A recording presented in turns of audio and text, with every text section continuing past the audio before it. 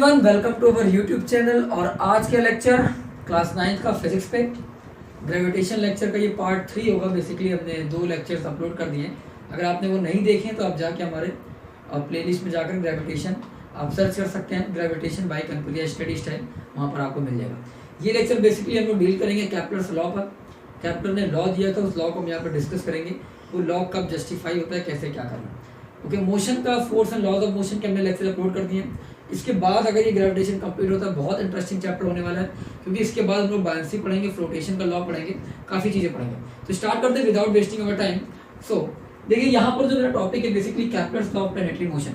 तो कैप्लर ने हमें ये बनाया था कि जो हमारा जो सोलर सिस्टम है वो हमें उन्होंने ये बताया था कि जितने भी हमारे प्लैनेट हैं, चाहे वो अर्थ हो गया या मार्स हो गया, हाँ, या जुपिटर हो गया, वो सन के अराउंड किस लॉ को फॉलो करते हैं, किस लॉ के फॉलो करने के बाद क्या करते हैं, रोटेट करते हैं।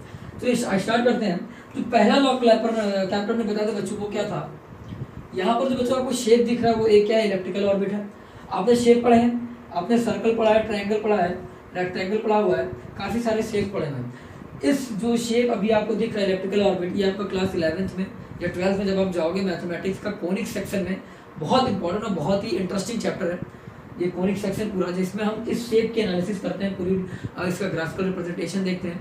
तो बेसिकली आपको बस याद रखना है कि एक शेप इलेक्ट्रिकल ऑर्बिट, इलेक्ट्रिकल बोलते हैं उसको शेप को। बेसिकली यहाँ पर 2 फोकस होते हैं, एक फोकस होता है F1 और 2 फोकस होते हैं, दूसरा फोकस विच इज F2। जैसे बच्चों आपने लेंस में पढ़ा हो कॉन्केव और कॉन्वेक्स लेंस आपने देखा हो, तो कॉन्वेक्स लेंस होता है वहाँ पर बच्चों आपका 2 फोकस होता है। तो सेम आप वहाँ से थोड़ा सा रिलेट कर सकते हो, थोड़ा सा आप रिलेट कर सकते हो कि यहाँ पर भी क्या होंगे, 2 फोकस हैं which is F1 and F2। तो पहला लॉ क्या बोलता है, अगर आपका जो सन है, सन अगर फर्स्ट वाले फोकस पर मानते हैं अगर वो रखा हुआ है, तो क्या करेंगे, जितने भी प्लैनेट होंगे वो इस सन के अराउंड रिवॉल्व करेंगे, और जिस पाथ को फॉलो करेंगे या जिस क्या बोलते हैं फिगर को वो बनाएंगे सन के अराउंड रिवॉल्व करते हुए, वो कैसा होगा, एक इलेक्ट्रिकल ऑर्बिट होगा। ये जो आपको शेप दिख रहा है ये आपका क्या है, एक इलेक्ट्रिकल क्या है, ऑर्बिट है। हम मानते हैं प्लैनेट आपका ये रिवॉल्व करेगा क्लॉकवाइज डायरेक्शन में, ऐसी डायरेक्शन में क्लॉकवाइज डायरेक्शन में रिवॉल्व कर रहा है। तो सन अगर उसका एक फोकस पर स्टेबल है तो ये क्या करेगा, इलेक्ट्रिकल ऑर्बिट में क्या करेगा, रिवॉल्व करेगा। पहला लॉ बहुत ही सिंपल है। सेकंड लॉ बच्चों समझो, सेकंड लॉ बहुत इंपॉर्टेंट है। और थर्ड लॉ बच्चों, जो सेकंड लॉ है, सेकंड लॉ क्या कहता है कि अगर मान लीजिए प्लैनेट आपका यहाँ कहीं पे है, यहाँ कहीं पर है, वो टी टाइम में क्या करता है, इस पॉइंट ए से, सपोज कर दीजिए पॉइंट आपका ए है और पॉइंट ए से पॉइंट बी पर चला जाता है कुछ इस टाइम टी में। तो बच्चों उस फोकस से लाइन जो हम ज्वाइन कर रहे हैं, और यहाँ पर आपको ध्यान रखना है जो रेडियस आपको लेनी है वो मीन रेडियस लेनी है बच्चों। अगर आप आर ले रहे हो तो बच्चों ये क्या है, ये एक मीन रेडियस है। अब मीन रेडियस की बात क्यों कर रहे हैं, क्योंकि यहाँ पर कोई परफेक्ट शेप नहीं है। अगर सर्कल होता तो हम एक रेडियस ले लेते, ये कोई परफेक्ट शेप नहीं है, एक इलेक्ट्रिकल ऑर्बिट है या एक इलेक्ट्रिकल शेप है, तो हमें यहाँ पे एक मीन रेडियस को इंक्लूड करना पड़ेगा। यहाँ पर आप देखो रेडियस ज़्यादा है, यहाँ पर कम है, तो हम एक मान के चलते हैं कि मीन रेडियस है। तो सेकंड लॉ बच्चों क्या है कि जो प्लैनेट अगर टी टाइम में ए से बी पर जाता है, तो आप देखो इस फोकस से जो हमने लाइन ज्वाइनिंग की है दोनों प्लैनेट की, तो ये जो एरिया उसने स्वीप किया है, ये वाला एरिया, ये एरिया, और सेम टाइम ऑफ इंटरवल में ये कि प्लैनेट कहीं पर भी चला जाता है, मान लीजिए यहाँ पर आता है, या फिर उस टी टाइम ऑफ इंटरवल में ये प्लैनेट यहाँ से यहाँ आ जाता है। हम सपोज किए कि पहले प्लैनेट यहाँ से यहाँ गया, कितना एरिया उसने स्वीप किया, उसके बाद सपोज करते हैं कहीं पर प्लैनेट यहाँ पर आ गया, फिर उसने क्या किया, टी टाइम ऑफ इंटरवल में यहाँ से यहाँ तक पहुँच गया, तो उसने कितना एरिया स्वीप किया, इतना एरिया स्वीप किया। तो दोनों एरिया बच्चों क्या होंगे, सेम होंगे, है ना। क्या होगा, जो प्लैनेट आपका रिवॉल्व कर रहा है, अगर वो सेम टाइम ऑफ इंटरवल में जितना एरिया इस फोकस से लाइन हम ज्वाइन कर रहे हैं, तो जितना एरिया स्वीप कर रहा है वो एरिया तो क्या होगा, दोनों सेम होगा। तो ये second law of planetary motion था कैप्लर्स का। इसको अगर आप 1 लाइन में बोलना चाहो तो आप बुक में देख सकते हो, उसको लिखा हुआ है, each planet revolve in around the sun in such a way that the line joining the planet to the line joining the planet to the sun, line joining planet to the sun sweeps over equal area in equal time of interval या equal interval of time। equal interval time में planet उतना ही area SVEEP करेगा जितना इन दोनों के case में हुआ। तो सेकंड ये कैप्लर्स का लॉ था, जिन्होंने हमें बताया था सोलर सिस्टम के बेस है। ये लॉ बेसिकली सोलर सिस्टम के बहुत इंपॉर्टेंट है। अच्छा, थर्ड लॉ बच्चों समझो, थर्ड लॉ इन्होंने बताया था जो कि बहुत इंपॉर्टेंट है। उस देखिए यहाँ पर कैप्लर्स ने ये लॉ दिए थे, हाँ, लेकिन जो क्रेडिट गया था वो किस वजह से न्यूटन को गया था, क्योंकि न्यूटन ने थर्ड लॉ को जस्टिफाई किया था। उन्होंने ये बताया था कि हाँ जो ये फोर्स है वो जैसे आपने पढ़ा है F is equal to G m1 m2 by R square आपने पढ़ा हुआ है। तो न्यूटन ने हमें ये बताया था कि F inversely proportional to R square क्यों है। मतलब जैसे जैसे आप बच्चों रेडियस बढ़ाओगे फोर्स ऑफ ग्रेविटेशन या अट्रैक्शन क्या होगा, दो बॉडीज के बीच कम होता जाएगा। ये न्यूटन ने इसको जस्टिफाई किया था, इसीलिए उनको क्रेडिट गया था ये ग्रेविटेशन चैप्टर का। आई होप यहाँ तक क्लियर होगा, इस चीज को रफ करते हैं। ओके तो जो थर्ड लॉ बच्चों, थर्ड लॉ केपलर का उन्होंने क्या बताया था कि the cube of the mean distance of a planet from the sun, mean distance लेके चल रहे हैं, मतलब मीन रेडियस लेके चल रहे हैं, सन से प्लैनेट के बीच का जो डिस्टेंस होगा जो कि मीन होगा, और उसका क्या होना चाहिए, उसका होना चाहिए क्यूब, मतलब आर क्यूब, है ना। क्या बोल रहे हैं, the cube of the mean distance of a planet from the sun is directly proportional to the square of time it taken to move around the sun, square of time it taken to move around the sun। जो mean radius cube होगा, मान लीजिए planet आपका B है, फिर revolve करके B पर जाता है, तो कितना उसने टाइम लिया बच्चों, सपोज करते हैं टी टाइम लिया, तो उसका जो स्क्वायर होगा वो डायरेक्टली प्रोपोर्शनल होगा cube of the mean radius के। ये थर्ड लॉ बहुत इंपॉर्टेंट है। इसका मतलब आप क्या कर सकते हो बच्चों, देखो यानी R cube directly proportional to T square के, यानी आप लिख सकते हो R cube divide by T square, यहाँ पे कोई ना कोई कांस्टेंट आ जाएगा, मतलब कोई भी अगर दो प्लैनेट होंगे उसके लिए R cube divide by T square must be R cube divide by T square, मतलब R1 कर लें, T1 कर लें, R2 कर लें, T2 कर लें। तो ये है थर्ड लॉ कैपलर्स का। तीन कैपलर्स के लॉ थे, बहुत इंपॉर्टेंट, ज़्यादा नहीं थे, एनसीईआरटी के सिलेबस में थोड़ा सा डिस्कस किया हुआ है, लेकिन अगर आप एस4 की बुक देखोगे तो वहाँ पर बहुत बढ़िया से क्या किया है, एक्सप्लेन किया गया। तो आई होप आपको यहाँ तक समझ में आया होगा।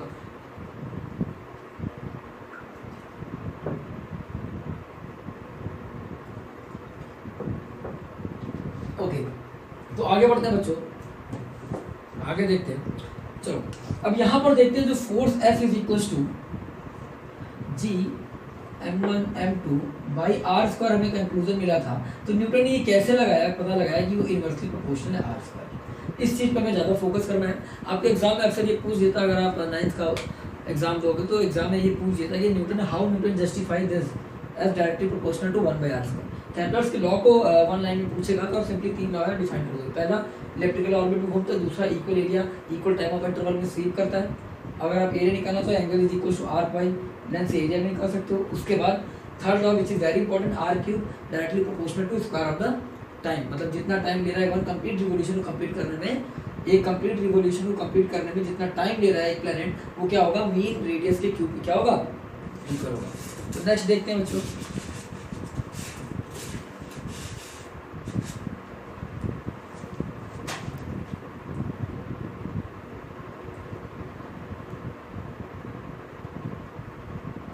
चलिए तो आगे बढ़ते हैं बच्चों, इन्होंने न्यूटन ने कैसे जस्टिफाई किया, चलो देखते हैं। आपको पता है, इस चीज़ को रफ कर देते हैं, इस चीज़ को रफ कर देते हैं तो आपको अच्छे से समझ में आएगा। अगर आप बुक आपके पास है अवेलेबल तो इस चीज़ को कोई मतलब नहीं, रफ कर देते हैं। चलिए पढ़ते रहें, नोट्स बनाते रहें प्रॉपर, बिना नोट्स के नहीं मजा आएगा। कंसेप्ट आपको क्लियर होने चाहिए, जैसा कि हमारा हमेशा कोशिश रहती है वीडियो पर हम इन कंसेप्ट को क्या करें, क्लियर करें। बच्चों एक चीज़ फोर्स के बारे में समझते हैं। एक फोर्स होता है आपका सेंट्रीपिटल फोर्स,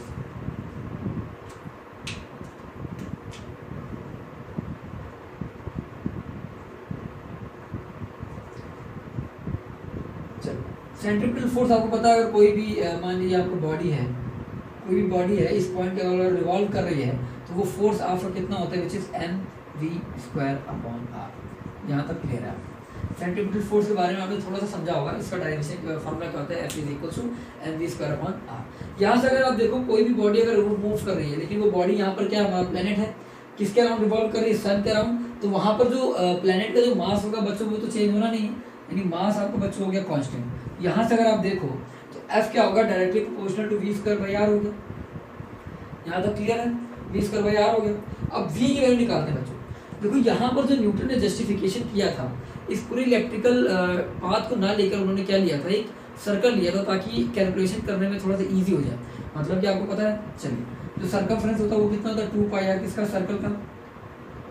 लेकिन यहाँ पर तो है क्या इलिप्स, इलेक्ट्रिकल मतलब इलिप्स है, लेकिन न्यूटन ने क्या किया तो सर्कल के बेस पर किया था कैलकुलेशन को इजी करने के लिए। वरना इलिप्स का अगर आप सर्कमफ्रेंस निकालना चाहो तो बहुत कैलकुलेटेड है, बहुत लेंदी है, बहुत ही कंजेस्टेड है। तो हमें समझना क्या है, सर्कल को लेकर उन्होंने क्या किया था, डिस्कस किया था। अब समझते हैं। तो आप वेलोसिटी निकालना चाहते हो distance upon time, total distance कितना कवर किया 2 pi r time, let the time be t।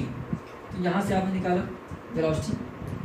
Okay, यहाँ तक क्लियर है। अब देखो वेलोसिटी का स्क्वायर, इसका भी क्या कर लेते हैं, यहाँ पर समझो बच्चों, जो 2 पाई है वो भी क्या है बच्चों, कांस्टेंट है, ये भी कांस्टेंट है। अच्छा, यानी जो v होगा वो यहाँ पे लिख लेते हैं, v इज इक्वल टू आया 2 पाई आर बाई टी, और v डायरेक्टली प्रोपोर्शनल हो गया r बाई। अब यहाँ पे क्या करते हैं, लिखते हैं स्क्वायरिंग बोथ साइड। अब आपको बच्चों क्या मिलेगा, देखो v square directly proportional to r square by T square. यहाँ तक क्लियर है, बोलो यहाँ तक तो कोई डाउट नहीं है ना। ओके, अब एक काम करते हैं, क्योंकि यहाँ पर r क्यूब था, यहाँ पर क्या था r क्यूब, तो एक काम करते हैं यहाँ से 1 बाई आर पे क्या करते हैं मल्टीप्लाई करते हैं, ऊपर 1 बाई आर क्या कर देते हैं मल्टीप्लाई करते हैं ऊपर नीचे, यहाँ भी आर का मल्टीप्लाई कर देते हैं और यहाँ भी आर का मल्टीप्लाई करते हैं। अब बच्चों क्या मिलेगा, अब आपको मिलेगा v square directly proportional to which is r cube by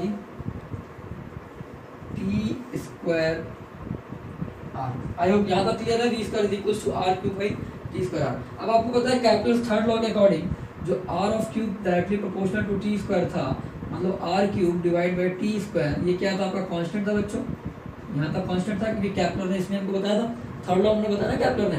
तो ये वाला टर्म आपका कांस्टेंट होगा, तो वैल्यू आपको क्या मिली, v square directly proportional to 1 by r। यहाँ तक क्लियर है, बोलो यहाँ तक क्लियर है। ओके, v स्क्वायर की वैल्यू आ गई 1 बाई r। अब यहाँ पर देखो जो पहला वाला केस था f is equal to v square upon r, जो हमने वहाँ पर देखा था, जो पहला वाला केस था ये वाला, इसकी इक्वेशन फर्स्ट ले लेते हैं। यहाँ पर f जो डायरेक्टली प्रोपोर्शनल था वो क्या था, v स्क्वायर बाई r था। तो यहाँ जब आप v की वैल्यू रखोगे तो 1 बाई आर, तो 1 बाई आर ऑलरेडी एक r आ जाएगा, तो f आ जाएगा 1 by R square directly proportional, या इसको सिंपली लिख सकते हो f is equal to 1 by R. तो ये कंक्लूजन उन्होंने यहाँ बेसिकली आप डायरेक्टली प्रोपोर्शनल कर। तो ये न्यूटन ने बताया था कि जो फोर्स है वो inversely proportional to square of कैसे है,